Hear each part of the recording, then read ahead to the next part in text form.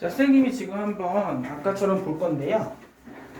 파이썬의 방법은 되게 많다고 설명드렸잖아요. 이제부터 프로그래밍에 대한 과정을 한번 선생님과 실습을 해보면서 이해를 하는 걸 해볼 거예요. 자, 가장 중요한 파이썬 프로그래밍의 문법입니다. 우리가 파이썬에서는 가장 중요한 프린트라고 하는 게 나와요. 프린트 함수가 뭐냐면 화면에 텍스트를 출력하는 함수예요. 그러니까 프린트라고 하면 뭐냐면 한마디로 화면에 내용 문자를 출력하기 위해서 프린트를 함수를 사용하는 거고, 이 프린트 같은 경우는 이제 한 줄 바꿈 기능이 포함이 되어 있는 부분이에요. 선생님처럼 코딩을 해보면 프린트가 뭐라고 했는지 다시 한번 설명을 드릴게요. 자, 프린트가 뭘까요? 아, 그쵸. 텍스트를 출력하는 함수다. 저 친구 대답해 볼까요? 프린트는 화면에 문자를 출력하는 함수다. 그냥 문자열 함수라고 생각하면 돼요. 문자열을 출력하는 함수는 프린트라고 할 수가 있겠고, 지금처럼 입력을 해볼게요. 자, 프린트는 지금 화면에 보이시는 것처럼 프린트 웰컴, 프린트 안녕하세요 한번 해보겠습니다. 그러면 안녕하세요라고 출력이 돼요. 그러니까 내가 파이썬이라고 하는 게 뭐냐면 그 프린트라고 하는 것은 화면에 텍스트를 출력하는 함수다. 그러면 프린트에서의 별 사용이 또 있는데요. 별의 뜻은 문자열과 숫자의 그 사용에 따라서 다르다는 거에 대한 주의를 해야 되는 요하는 부분인 거고, 그리고 저 프린트 같은 경우 지금 보시면 제가 해볼게요. 이번에는 응용을 해서 문자열 출력이라고 그랬잖아요. 프린트 또 여기서 별 2 곱하기 3을 한번 해볼게요. 지금 여기 보이시나요? 이렇게 하면 엔터를 클릭하시면 2 곱하기 3이 그대로 출력이 돼. 그래서 이 따옴표와 따옴표 안에 2 곱하기 3을 하지 마시고 따옴표 제거하고 2 곱하기 3 한번 해볼까요? 그럼 다시 프린트 2 곱하기 3을 해보면 6이라고 지금 보여요. 왜냐면 2 곱하기 3은 6이니까 2, 3은 6, 3이 6. 그래서 이게 결과창이 보이는 게 바로 프린트 함수에 대한 개념입니다. 지금 보시는 것처럼 지금 슬라이드 보시면 이 프린트라고 하는 것은 뭐냐면 화면에 텍스트를 출력하는 함수예요.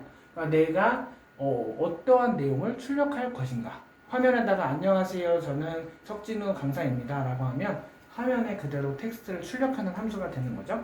그럼 이제 세미콜론에 대해 또 설명을 드릴게요. 파이썬에서는 주석이랑 세미콜론이 있는데, 주석 같은 경우는 이제 선생님한테 HTML 수업을 들어보면 알겠지만 샵이라고 보통 여기 나와 있는데 HTML에서는 달라요. 주석이라고 하는 게 그냥 꺽쇠에다가 느낌표에다가 빼기 2개인데 파이썬 같은 경우는 샵이야. 그치? 여러분들이 기억하셔야 될 게 샵만 하나만 입력하시면 한 줄 주석문이다. 근데 주석 같은 경우는 어느 프로그램이나 마찬가지겠지만 C나 C 언어에 대한 주석은 뭐냐면 파이썬도 그 개발자한테만 보이는 거고 개발자가 코멘트를 다는 거라고 생각하면 돼요. 주석이라고 하는 부분은. 그렇기 때문에 프로그래밍에는 영향을 미치지 않아요. 그렇기 때문에 주석은 한 줄 주석이다. 파이썬에서는 주석을 샵이라고 부르는 거예요. 그래서 스크립트 모드에서 파이썬 실행하는 방식과 또 대화형 모드에서 또 하는 방식이 있어요. 스크립트는 아까 설명드렸듯이 긴 소스 코드 10만 줄 이상 입력할 때고, 이 아까처럼 대화형 모드는 내가 하이빅스비 너 오늘 어떤 밥 먹을 거야? 오늘 저녁 뭐 먹을까라고 물어보잖아요. 그럼 그 친구가 대답을 하는 것처럼 한 줄씩 대화형 명령체로 대답하는 게 그런 모드, 명령 모드라고 또 하는 게 있어요. 그래서 지금처럼 실습을 해볼 때 파이썬에서 프로그래밍 할 때 문법 오류 처리가 또 나와요. 우리가 다른 부분도 마찬가지일 수도 있는데 파이썬 같은 경우는 에러가 났거든요. 근데 그 에러가 어떤 에러인지 한번 볼 건데요. 일단 문법 오류.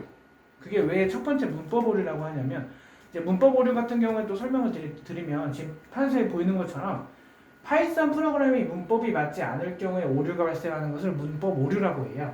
그러니까 예를 들어서 우리가 파이썬 번역기 아시잖아요. 인터프리터 같은 경우는 일단은 뭐 인식을 하는데 지금 교재에 나와 있는 것처럼 뭐 실제는 이해를 하는데 이해를 못하는 경우도 있어요. 이런 것을 문법 오류라고 해요. 소스코드 상에서 에러가 발생한 거 이해 가신 거죠? 그런 거는 이제 정정하여 처리하는 거고, 지금 보시는 것처럼 어떤 식으로 처리를 해야 될지 이제 설명을 드리면서 한번 해볼 건데, 자, 에러가 지금 발생했잖아요. 이 타입 에러라고 발생했는데 이 에러에 대한 이유가 또 나와요. int and str. 선생님 수업 같은 경우는 소스 코드 한 줄이 어떤 뜻인지 이것은 어떠한 개념인지 설명을 드리는 부분이기 때문에 지금 보시는 것처럼 오류 발생 줄번호라던가 또 오류에 대한 이유를 객관적으로 제시하기 때문에 지금 나와 있는 부분인 거고요. 또 이제 첫 번째 단어는 일단 여기까지 하고 그 다음 두 번째 슬라이드 바로 넘어가겠습니다.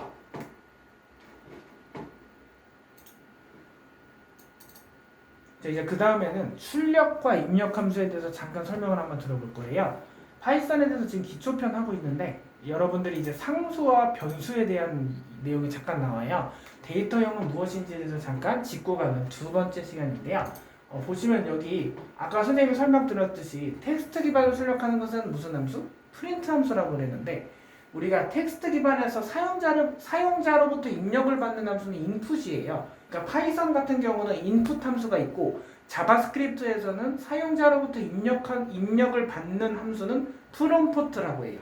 그러니까 자바스크립트에서 사용자로부터 내가 입력을 받는 함수는 프롬프트 함수고 파이썬에서 텍스트 기반으로 사용자들한테 입력받는 함수는 인풋 함수라고 하는데 인풋 함수와 프롬프트 함수는 어떤 차이가 존재하는지 지금 바로 알아보고 넘어가는 시간 해보도록 하고요. 아까 선생님이 변수에 대해서 설명을 드렸잖아요. 변수는 변하는 거나 리터럴은 변하지 않는 거. 변수는 A라는 그릇에 E를 담는 거라고 설명을 드렸잖아요. 이런 식으로 이해를 하면 라면이라는 그릇에 라면을 끓이고 담잖아요.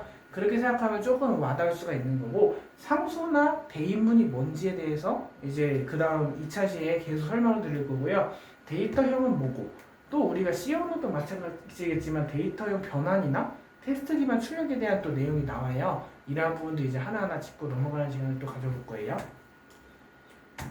자, 지금 보시게 되면 우리가 아까 프린트에 대해서 설명을 드렸어요. 그래서 텍스트 기반으로 모니터에 출력하는 함수라고 그랬고 그래서 넘어갈 거고 인풋. 자, 우리가 이게 왜 중요하다고 하냐면 자, 인풋 함수 같은 경우는 사용자로부터 입력을 받는 거예요. 제가 아까 말씀드렸던 대로 자바스크립트에서는 프롬프트 함수로 사용자한테 이름을 입력받는 거지만 파이썬으로 상대방의 이름을 입력받고 싶은 함수가 어떤 함수인지 알고 싶다면 인풋 함수를 기억해 주시면 되는 건데요.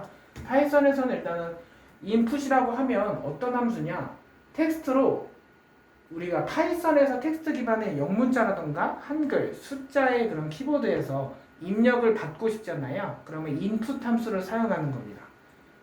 그리고 일반적인 형식은 뭐 변수는 input이다. 지금 보시는 것처럼 변수라고 하는 그릇에 input을 담는 거잖아요. 그런 의미인 거고 또는 우리가 변수라고 하는 그릇에 input이라고 하는 어떠한 문자를 사용자 정의로 담는다. 그렇게 생각하시면 돼요. 그러니까 문자열에 해당하는 내용을 출력하고 사용자로부터 키보드를 입력받는다. 인풋 함수가 되는 거예요. 다시 한번 복습해보자면 인풋 함수는 문자열에 해당하는 내용을 출력한 후에 사용자로부터 키보드를 입력한다. 자, 다시 한번 복습해볼게요. 자, 인풋 함수는 뭐라고요? 다시 한번.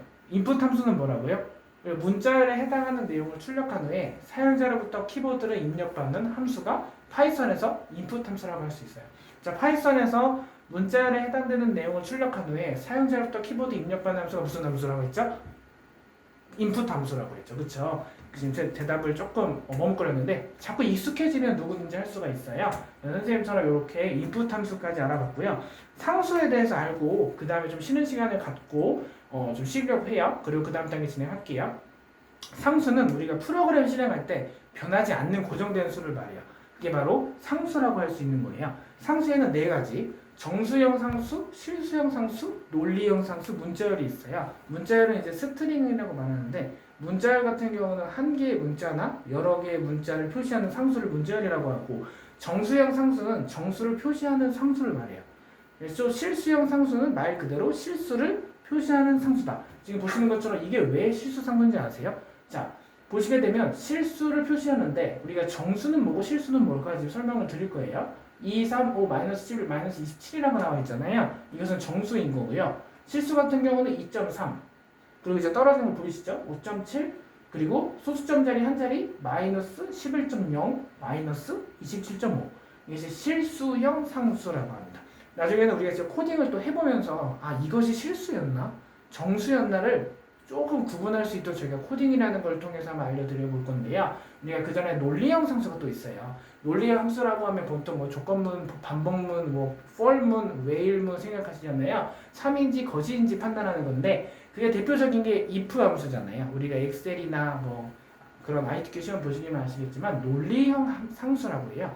내가 어떠한 질문을 던졌을 때 그 해당하는 질문이 어떠한 진실인지 거짓인지를 표시해 주는 게 바로 논리형 상수라고 보시는 거고, 여기 보시면 true와 false로 나눠요. 참인지 거짓인지로 나누게 되는 건데, 여기서 이제 네 번째 마지막 보시면 문자열 스트링이라고 하는 게 있잖아요. 문자열 상수 같은 경우는 일단 한 개의 문자나 여러 개의 문자를 표시하는 상수가 문자열이라고 해요. 그래서 지금 보시는 것처럼 이것이 바로 상수, 변수, 그리고 대인문이라고 하는 거고요. 여러분들이 모두 기억을 하시면 될 거예요. 그리고 이제 그 다음 보시면 아까 잠깐 설명을 드렸지만 이제 변수의 개념에서 한번 설명을 들어볼 건데, 변수는 우리가 프로그램이 수행이 되잖아요. 그러면 변할 수 있는 값에 이름을 붙인 거가 바로 변수라고 생각하면 돼요. 여기서 아는 것처럼 데이터를 기억시킬 수 있는 기억 장소를 말하는 게 변수.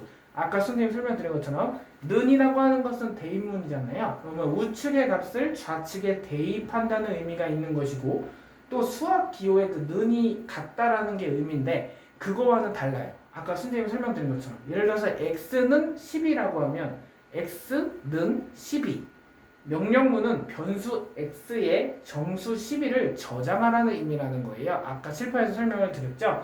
조금이나마 이해가 되셨는지 모르겠지만 이해가 되신 것 같아서 다음처럼 뭔가 이런 변수 x는 정수형 상수 12를 저장하는 그릇에 대입문 는은 우리가 저장시키는 동작에 비할 수 있는 것이 바로 변수라고 할 수가 있고, 변수라고 정의를 내린 거라고 할 수가 있습니다.